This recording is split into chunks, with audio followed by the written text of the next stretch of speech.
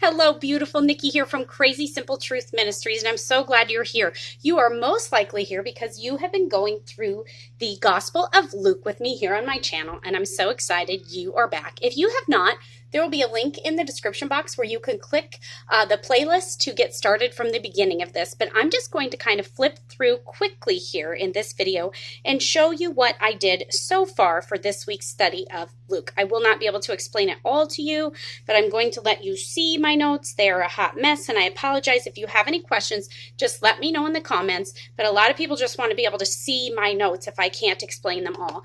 And so I'm just going to flip through here like this right now. These are the verses here that I chose to study this week, and I had posted this already on YouTube, so you should have these knowing that those are the verses that I was going to be going through.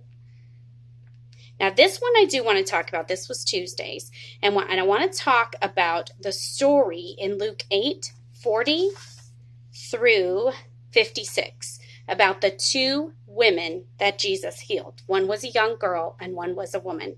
I made a chart. Okay, first of all, I answered the Ultimate Bible Study questions, which if you downloaded the Luke schedule, then you got a copy of the Ultimate Bible Study questions. So I began by answering those about this story. This story means a lot to me, so I'm going to go through this just quickly for you. This isn't one of the verses that I highlighted this week. It's just I guess there's a few in there. It's just a story that I want to explain to you.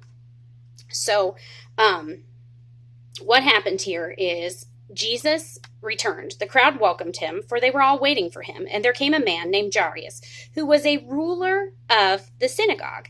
And falling at Jesus' feet, he implored him to come to his house, for he had an only daughter about 12 years of age, and she was dying. Okay, so this is what's happening right now. Then, as Jesus went, the people pressed around him, and there was a woman who had had a discharge of blood for 12 years. And though she had spent all her living on physicians, she could not be healed by anyone. She came up behind him and touched the fringe of his garments, and immediately her discharge of blood ceased. And Jesus said, "Who is that touched me?" When all denied it, Peter said, "Master, the crowds surround you and are pressing in on you." But Jesus said, "Someone touched me, for I perceive that power has gone out of me." And when the woman saw that she was not hidden, she came trembling and falling down before him, declared in the presence of all people why she had touched him and how she had been immediately healed. And he said to her, "Daughter, your faith has made you well. Go in peace." While he was still speaking, someone from the ruler's house, so we're talking about Jairus again, came and said, "Your daughter is dead. Do not trouble the teacher anymore." But Jesus, on hearing this, answered him, "Do not fear, only believe, and she will be made well." And when he came to the house, he allowed no one to enter with him except Peter, John, James, and the father and mother of the child. And all were weeping and mourning for her. But he said, "Do not weep, for she is not dead, but sleeping." And they laughed at him, knowing that she was dead. But taking her by the hand, he called, saying, "Child, arise." And her spirit returned, and she got up at once. And he directed that something should be given to her to eat. And her parents were amazed, but he charged them to tell no one what had happened. Okay, so here's what I want to talk about here. I started to answer these questions. So I've got the main characters are Jesus, Jarius's daughter, and the bleeding woman. Now, there are other characters involved, so I go ahead and mention them. The crowd, Peter, James, and John, and the child's mother. Jarius, this is what we know about him. He was a ruler of the synagogue. He was the father of a 12-year-old daughter, his only daughter, by the way, it said. Married, he was a Jewish or Hebrew man, and he fell at Jesus' knees, which I think is an important part of this story. Now, the other character mentioned is the bleeding woman. She'd been bleeding for 12 years. She spent all that she had looking for healing, and no one could help her. Desperate, she had nothing else to lose. Okay, so here's what we know between these two ladies. Jarius's daughter is 12 years old. Her father was full of faith in Jesus' ability until he saw that she was already dead, and then he laughed. So this is verse 53 when he laughs, okay? The bleeding woman bled for 12 years, even though she had no hope. When Jesus came, she knew he could heal her just by touching his garment. She was healed and saved by faith alone in Christ alone. So I want you to make note of that here where he said, daughter, your faith has made you well. Go in peace. He healed her immediately, but not so much that he healed her physically, even though that was so important to her. He healed her spiritually. He made her whole. She got a seat in heaven that day when she put her faith in Jesus Christ and his ability and his word alone. And that's what we want to make sure we have done. Now, the little girl, the reason why they have something in common is, first of all, they're both girls. Okay, both had a 12-year history leading to Jesus. And in one moment, both had a history that wove beautifully into his story in that moment when they met their Savior.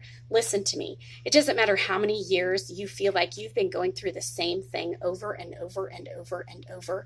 Jesus Christ can meet that need for you. He can change your life. He can heal you. He may not heal you physically like he did in this story, but he will heal you spiritually. Your name will be written in the book of the Lamb, and it will be opened on that great day, and your name will be in it. Your name will be in it. And there is no greater place to be. There is no better healing than that. So someday I would like to talk more about this because this story is also in Mark. And in Mark, Jesus says Talitha Kum, which is an Aramaic. Jesus spoke most likely in Aramaic. And he said in Aramaic to the little girl, I tell you, get up. And if you know my history, I was about 11, close to 12 years old when my mom finally left the relationship where I was being sexually abused. And so at that age, I feel like God said to me, little girl, I say to you, get up. Now, that did not happen until I was like in my mid 30s. So it can take years and years. It took way longer than the age of 12 for me. But that story and Talitha Kum means a lot to me because of that. And I want it to mean a lot to you because Jesus can change all of us. He can heal all of us. He can heal everything. He died for everything that holds us down. He died for those things. And so you have been healed in him. You just have to take claim to that. Say Talitha Kum today. Little girl, I say to you, get up. Talitha Kum. Some people pronounce it Talitha Kume, and some people spell it differently, but some of the Bible versions say Talitha Kum, and I love that. Okay, the next thing is Jesus sends out the 12 apostles.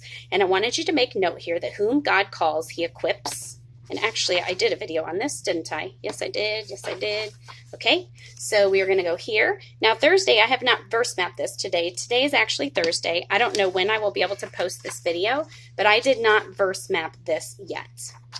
And this is adorable because I had all of these little posties stuck in here for week 3, week 4, week 5. And my little one, apparently, when I didn't know it, took them all out and like so nicely patterned them on this page, which is hilarious. I have not done Fridays. Looks like I need to get to work. I've got Saturdays, Sundays. Okay, so that's all the further I am. So I just wanted to, I guess, give you Monday, Tuesday, Wednesday. So you would have it and you would know. I don't know if I'll be able to get to the rest of it. This is a mess. The one that you saw me do was in a different Bible because this was such a mess. So ignore that. But I don't know if I'll be able to share with you Thursday, Friday, Saturday, Sunday. But we will be discussing it in my Grace Girls group that is on Patreon. We will be discussing it by video live. And there's only, I believe, 15 seats left in that group. So you're going to want to check that out if you'd like to on Patreon. Okay, you're beautiful. God loves you. And just say today, just say Talitha Kum, because God wants you to know no matter how old you are, little girl, I say to you, get up. You're beautiful. I'll see you later. Bye.